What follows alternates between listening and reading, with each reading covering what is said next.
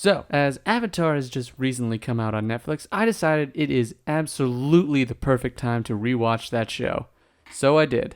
6 times. And I gotta say, it's still one of the greatest shows of all time. Seriously, there needs to be not only more cartoons like this, but more shows in general like this. It's got one continuous story where the characters grow and develop, and it doesn't stretch itself past where it needs to go. I mean, it's not exactly a hot take to say that Avatar is kind of a masterclass in making a TV show, given that it ranks in the top 10 on IMDb for all shows ever made in the history of ever. Why James Cameron even thought he could just take the name and slap it on his movie is beyond me. It doesn't matter to me that he thought of it beforehand. It still came out after. It's like if 3 years after Star Wars came out, someone was like, well, Star Wars is pretty popular, but I like this title, so I'm gonna keep it. Seriously? You want to compare how these two hold up, Jimmy? Personally, I think this show was so amazing in pretty much every single regard. The only problems I had were none. None problems. I even liked The Great Divide. So, how do you like that? Yeah. How could you say that? And I know I was 12 when the show came out, and I was pretty much the demographic the show was targeted at, but what can I say? They got me, and I'm all the happier for it. But I'm not here to talk about how amazing the show is overall. I'm not here to talk about how Book 1 slowly eases us into this world that Konietzko and DiMartino created with a great blend of lightheartedness and deep storytelling. I'm not here to talk about how Book 2 makes everything a whole lot darker while maintaining a sense of fun and intrigue, also introducing us to possibly the most terrifying TV villain in recent memory. That's right, take that, Gus Fring. I'm here to talk about Book 3. Fire, and how they take the antagonists of the story up to this point and make them so much more than just the large looming threat of the show. They humanize them. We've spent 2 seasons with Zuko learning how fucking amazing and layered of a character he is, but other than that, and Iroh, I pretty much had one thought about every member of the Fire Nation. Bad. Put them in prison or put them in the ground. I was 12, I didn't really understand the concept of death. I felt like Professor McGonagall in the last Harry Potter novel when she says put all of Slytherin House in the dungeon. I'm like, yeah, just throw the Fire Nation in the dungeon and let's get rid of them forever. But the first half of Book 3 takes an amazing turn in the show, one I didn't really expect. For the first 9 episodes, we really get a good look at what everyday life is like in the Fire Nation. We see that these people are not only human, they don't really know what life is like for people outside their country. They're almost prisoners of the Fire Lord, just like everyone else in the world is at this point. It was a pretty bold move to take the show in this direction after the last season ended with our main character essentially dying and the world losing the 100-Year War. Mission failed. We'll get them next time. While some of these episodes may feel like filler to some people, and I'll admit that Season 2 is a better season overall, it's the stuff with the Fire Nation that led the show so perfectly into the final conflict between Aang and Ozai, and it makes the 3rd book my personal favorite of the series.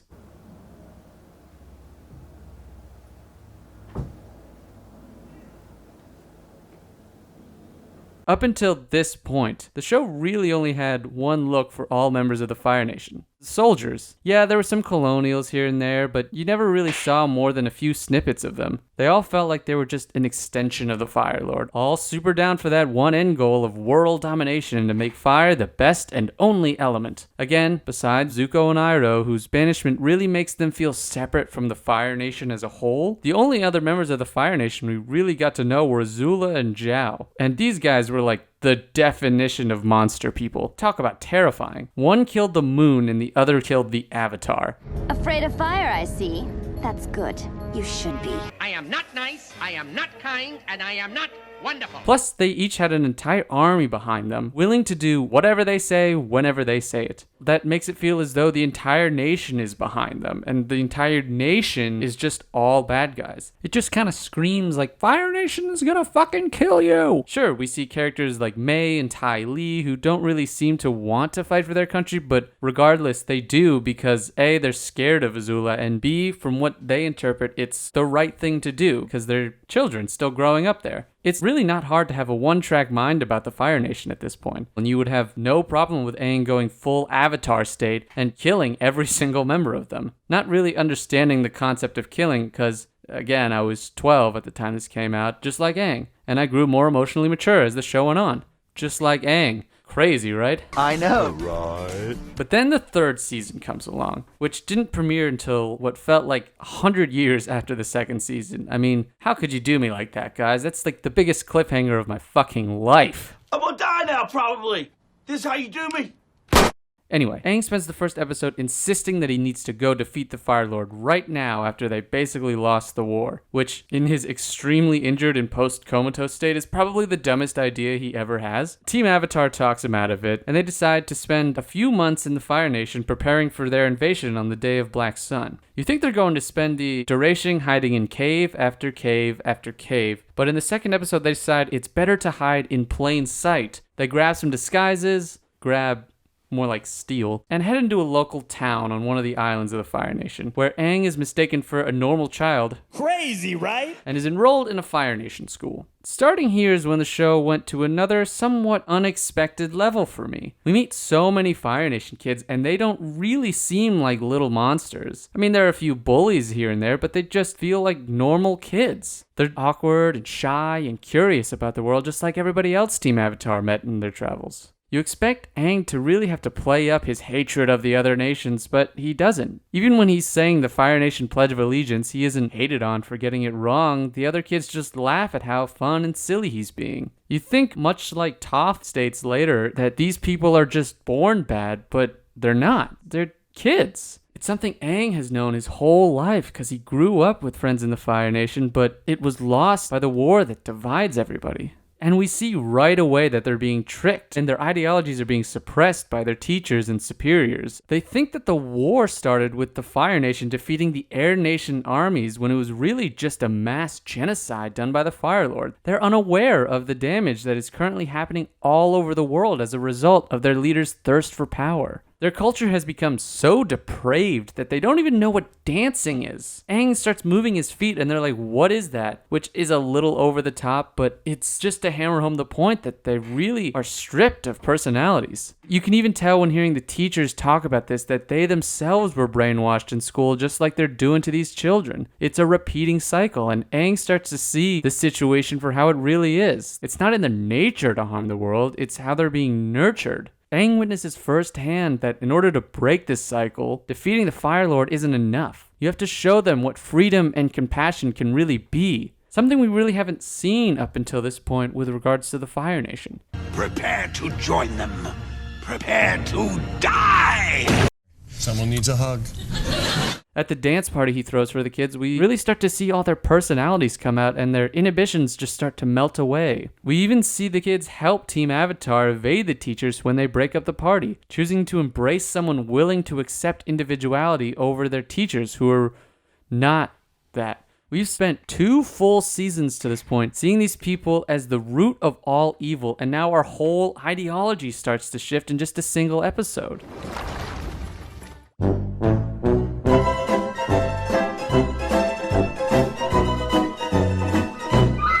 The next episode hits the humanity of the Fire Nation home even further by showing a village in the Fire Nation that has been destroyed by the war. Not from any battle or anything, but from war profiteering. Their people are sick, injured, their food is poisoned, and the people are miserable. This is really the first time we see not just individual Fire Nationites, Fire Nationalers, Fire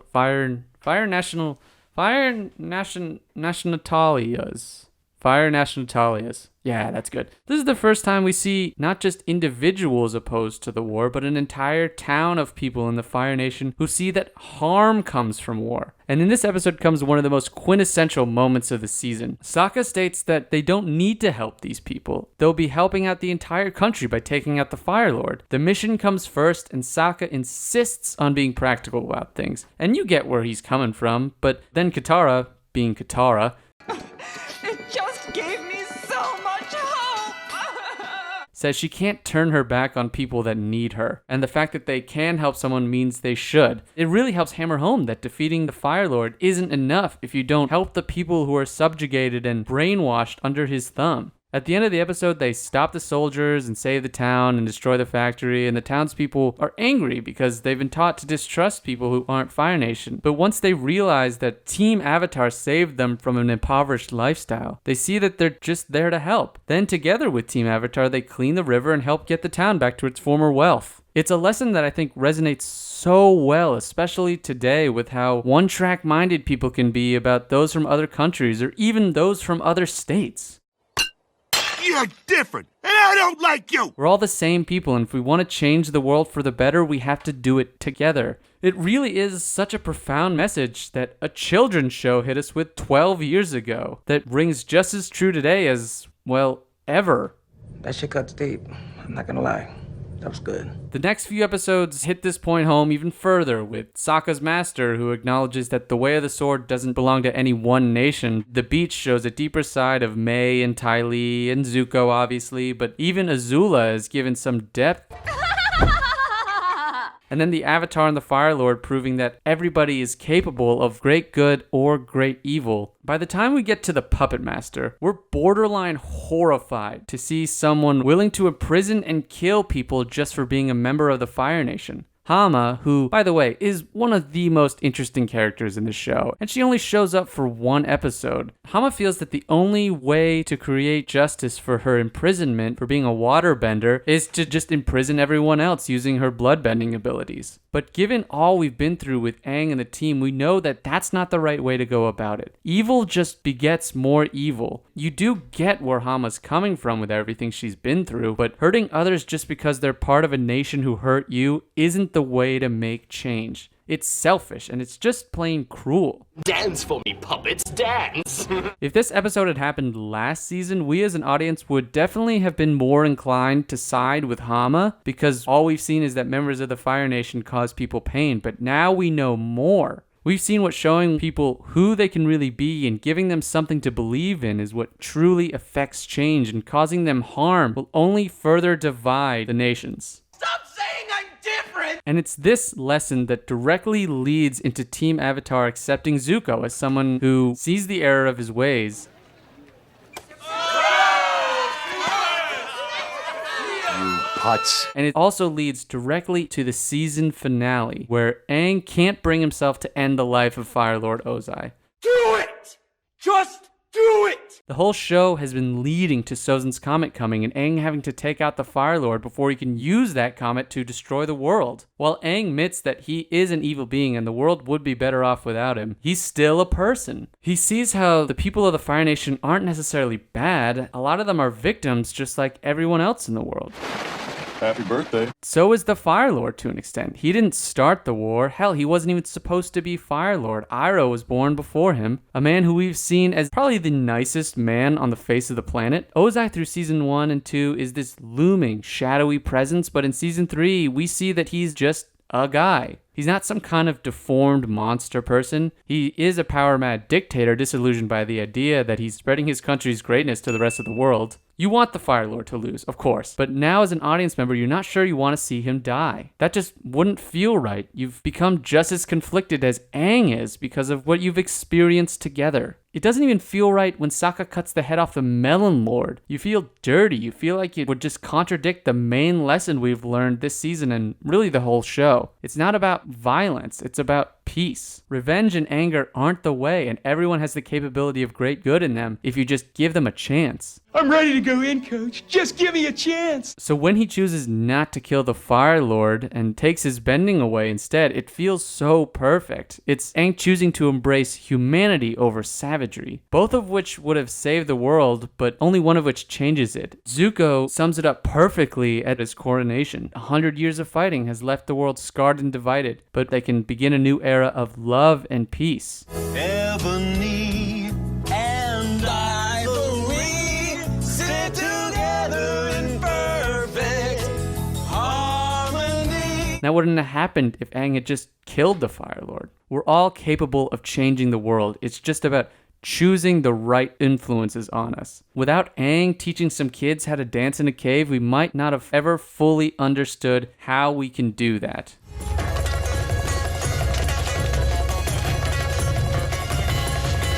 Look, I could go on all day about Avatar. It's perfect. I love it. Never change it. And never watch the M. Night Shyamalan movie. I just wanted to get my thoughts out there on something that I really haven't seen a lot of people talk about this show. And the reason why Book 3 is my favorite of the entire series. Granted, they're all basically at the same level since the show is so good. So enough of me talking. Go out there, watch Avatar again, or for the first time, because it's really worth your time. And who knows, I didn't notice this till about the 5th time I watched it, so you might even pick up on something that you've never seen before. You, me, and all other people with nothing to do, nothing to lose. Sorry.